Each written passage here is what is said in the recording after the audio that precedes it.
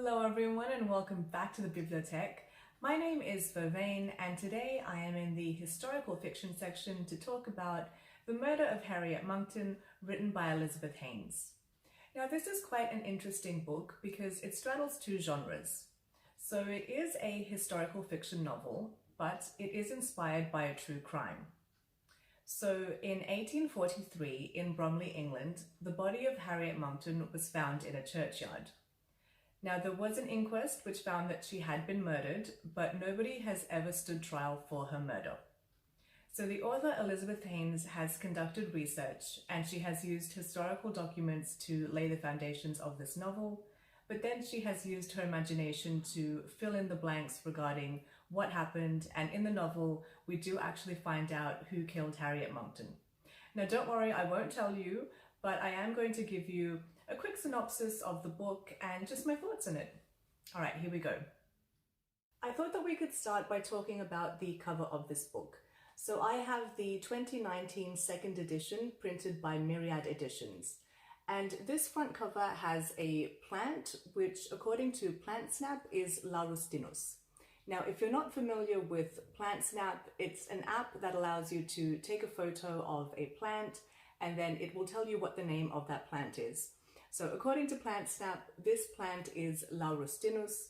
I am not actually 100% sure if that is what it is, but PlantSnap is the best that I can do. If you know better, please let me know in the description section.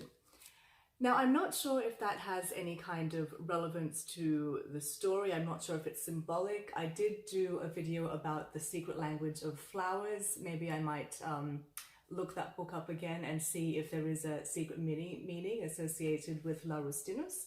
But yeah, I thought the front cover was quite interesting. And then if we look further down where it has the author's name, we can see what I think are like dissected plants.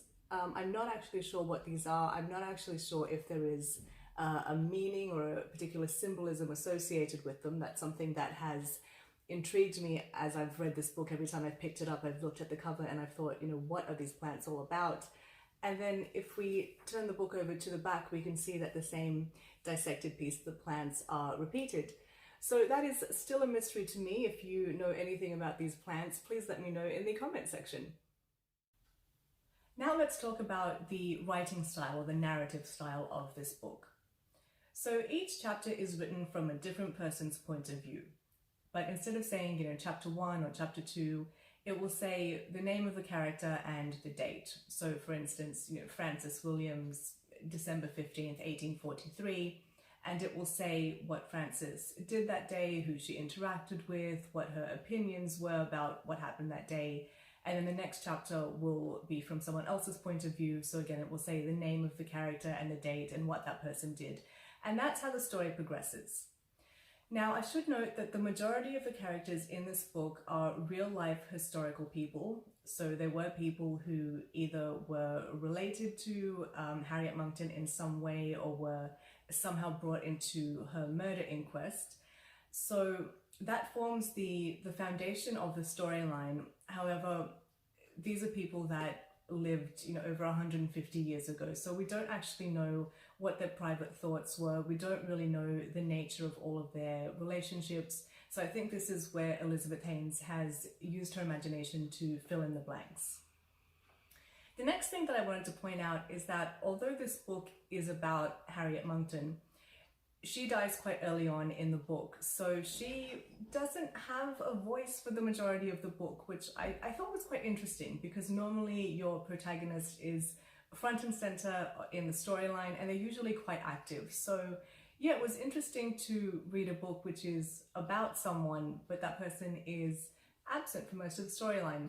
It's not a bad thing, I'm not criticizing it, I'm just noting it's not every day that I read a book like this. As I mentioned in the beginning, in the book we do find out who killed Harriet and why.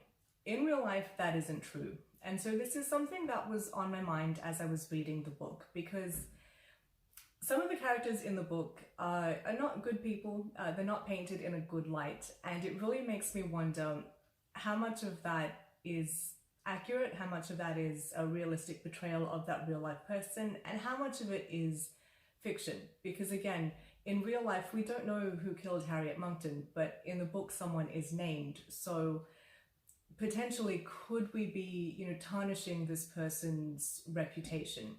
Now, admittedly, this is something that the author touches on in the author's notes at the back of the book, and she stresses that this is a fictional book and that the fictional work is not any kind of depiction or blight on the town of Bromley or the church where Harriet Monckton's body is found or anything like that. But yeah, it was on my mind. We are talking about historical people and we are making up fiction about them. Are we perhaps tarnishing someone's reputation? I haven't quite come to a conclusion. I'm kind of on the fence. But yeah, I would really like to know what your opinion is about taking real life people and making up a fictional story about them. Are you okay with it? Do you think it's ethical? Do you have no problem at all? Let me know in the comment section.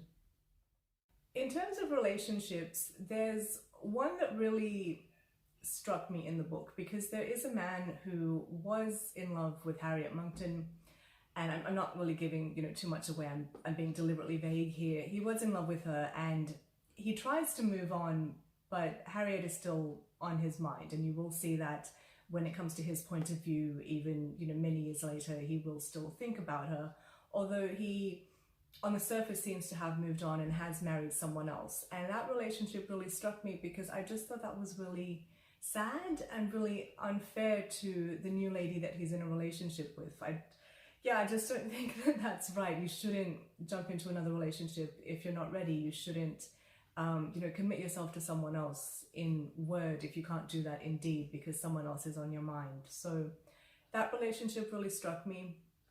And the second thing that really struck me is that in this book, there is a religious character supposed to be a pious man, supposed to be, married and faithful, but he is intimate with other women, and he claims that this is good for him spiritually. He claims that he writes his best sermons after he's been intimate with other women. And I mean, one, that's hypocritical, but two, it reminded me of another book that I recently read, which is Wakenhurst.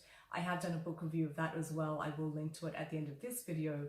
And both Wakenhurst and The Murder of Harriet Monckton have a very similar character. Both of them have a man who is supposed to be pious and supposed to be committed to one woman, but is out there having relationships with other women and is claiming that they're more religious because of it, that they're more inspired and they're better able to concentrate and better able to write engaging sermons after they've cheated on their wives. And I just thought, okay, wow, I've read two books back to back that have that kind of character. Is that a comment on the kind of books that I'm reading these days? Is it a sign of the times? Is this a very sort of in vogue kind of topic at the moment? But yeah, I just thought it was noteworthy that I've read two books back to back now that feature that kind of character.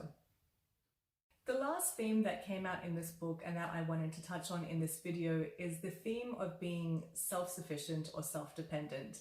And you will find that one of the characters is down on their luck, and when they turn to their supposed friends or they turn to people who are always saying, you can rely on me, I'm a good Christian, I'm a charitable person, you will find that when this character in their time of need turns to these supposed good Christians or supposed friends, these friends turn their back on them.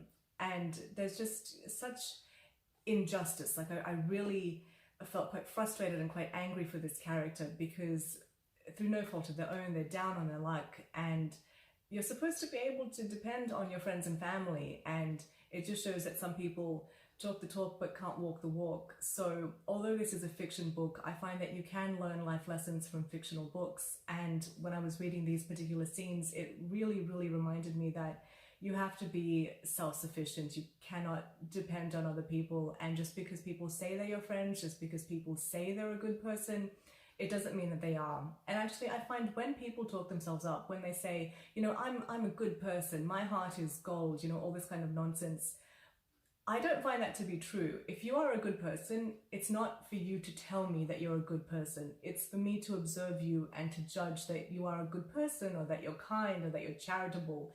If you're out there saying, I am good, I am friendly, I am helpful, it's like, I don't think you are. I think you're just like doing your own marketing. Maybe that's how you want me to think of you, but It's not for you to tell me that you are a good person. It's for me to observe that about you. So yeah, that's the final point that I wanted to touch on.